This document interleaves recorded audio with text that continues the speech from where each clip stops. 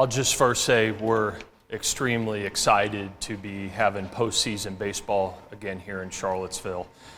It's a reward for me for two things. One, for the body of work our players put together this entire season was incredibly impressive. And also, two, it's for our fans. You know, when you have an opportunity to host a regional, you've shown a track record of a great fan base, and this community has certainly rallied around this baseball program and this team this year, and it's a reward for our players, but it's just as much a reward for our fans that have come out and supported this team, and I'm excited to see the Dish packed this weekend for postseason baseball. This is a very, very hard thing to do, to host a regional, to qualify for it, because it's only the top 16 teams in the country that get this honor, and so we do not take it for granted. Since it's been 2016 since the last time we've accomplished this, we're excited to be playing here in Charlottesville and looking forward to this weekend.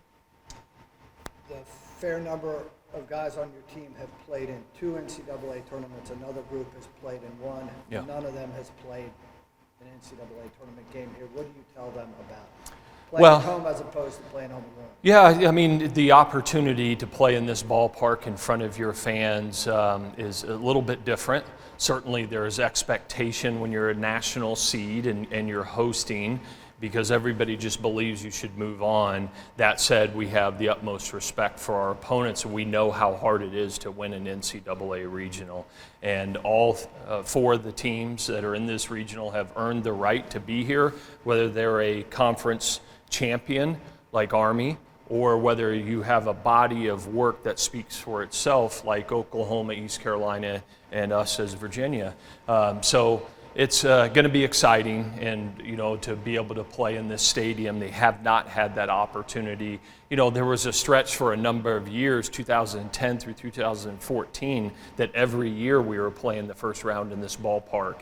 And you know, I'm excited for this group because they haven't had that opportunity. It's a new and an exciting experience for them. And certainly we've played very, very well all season long in this ballpark. I guess if you're in this tournament as many times as you have been, you start running into the same teams again in the postseason. I mean, you've got 3 teams that have played in the NCAA tournament in this ballpark. Yeah, that's right. All 3 of the teams have played here in tournament play, and so you know, we remember all those. You know, certainly Army's played well here. You know, in 2016, East Carolina, you know, won it here, and then Oklahoma has had success in this ballpark as well, and that speaks to the level of those programs first and foremost. That, you know, not only have we been in this situation a lot, they have as well, you know, and so their coaches are experienced and they understand what it takes to win at this time of the year. So we have a tremendous challenge in front of us, but a great opportunity, and one that we're excited about and looking forward to. Coach Griff O'Farrell's had a lot of accolades coming in, Sure. Invited to the U.S. national team tryouts. Just what has he meant to this team this year, and how much has he maybe improved from last year? And Griff O'Farrell, first and foremost, is a great young man. He's a great leader in our clubhouse. You know, he's played shortstop practically every day for 2 years since he's come in here. Certainly his statistics and his results and the way he plays speak for itself. He's a hard-nosed player that gets clutch hits and makes the clutch plays, and certainly batting at the top of that lineup makes our offensive ball club go. And you know, I'm glad that he's in our uniform because he's certainly made a difference in our program the last 2 years. I'm excited for him and the honor that he received to wear the red, white, and blue this summer, him and Jay.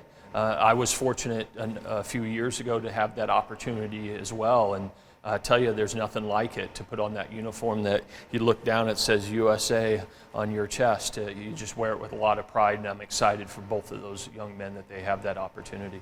When he came in, what made you have so much confidence in him that he could play shortstop, Yeah. he could lead off? Well, first and foremost, when Griff O'Farrell came in, he was competing with other guys for the shortstop job, and he won it.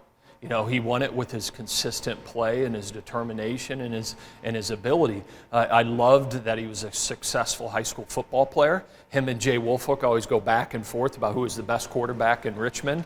You know, certainly, obviously, that was probably Jay, but they have fun with it. And, I think there's something about when you play football in high school, a toughness and a competitive spirit that you have to be successful. And Griff has that. He has those qualities. Not only is he skilled as a baseball player, he's highly, highly competitive and wants to be in the fight day in and day out. And because of that, he and his ability, he won the job and has been able to stick there and has done a nice job.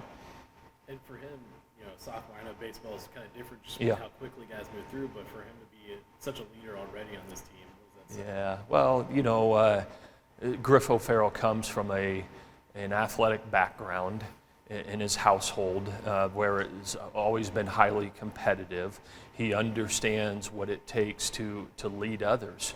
One, he leads by example with how he plays the game, but he's not afraid to step up and say the tough things that need to be said to get us on track, or a teammate or our team, and that's a great quality. Not everybody has that quality, but he has it inside him, and he's earned that respect of his teammates. Last week you were talking about how this team sort of differentiates itself from some of your other great teams, Yeah. is the offense. Yeah. Can you just talk about that offense and where it is right now? Yeah, I mean, I've been excited about our offensive ball club all year, and that still holds true today. I think it's the depth of the lineup. We have an ability to score certainly at the top through the first half of our lineup, but the bottom of the lineup, gets hits and can turn the lineup over. And when you have guys like O'Donnell and Geloff, and then Teal and Anderson and Sauke right after that, that's a tough combination to have to pitch through, and knowing that they're going to get up at least 4 times in a game is great. And what Ethan Anderson has done lately, hitting behind Geloff and Teal, has been impressive. And so it's the depth of it. It's athletic. We can steal a base when we need to. We can get a bunt down when we need to, but we can also hit the ball out of the ballpark. So I think it's multi-dimensional offense that can attack you depending on what the game's telling us to do in different ways to score runs. And so we've had some certainly really talented offensive ball clubs here, but this has got to be right up there with them.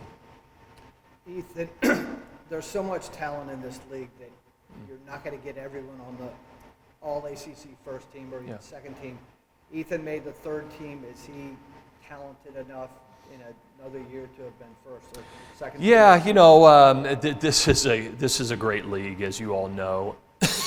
Excuse me. The league is the depth of the league and the quality of players is really impressive, and there's a lot of great first basemen in this league, and so Ethan Anderson is as good as any of them. Certainly, some of them have a lot more home runs and things, but he's a tough out, drives in runs, a clutch player, and he has just continued to develop in his 2 years with us. We all have to remember that he should be a freshman this year. He came a year early, entered UVA a year early, and so he's a young man that's continuing to develop and grow every year. I'm excited for him this year, what he's doing, but who knows what he can do in the future. He's one of those really talented players that we've had in this program that has a very, very bright future and can play this game for a long time. You mentioned to be top 16 and get a host is hard, but to be top 8 and be a national seed, it seems like that's even a bigger step. Yeah, I don't know in the last 20 years how many times we have been a top 8 national seed. 5 times, I guess. That's a lot. Hosting is incredibly difficult, but then to earn one of those top 8 national seeds speaks to a lot of different things. And so that, as I told the team, that's a great honor, but that you don't reap the benefits of that until after this weekend, right? You have to win an NCAA regional for that really to kick in and allow you to then host a super regional. So that's great. It's a great feather in our cap. It says what the NCAA committee thinks of our team, and we're proud of that. That said, the slate is wiped clean now. We've played the whole year to earn this host site and a top 8 national seed, but the teams we're playing this weekend don't care about that, right? And so it's a new slate, and we need to start the season over and show what we can do in postseason play.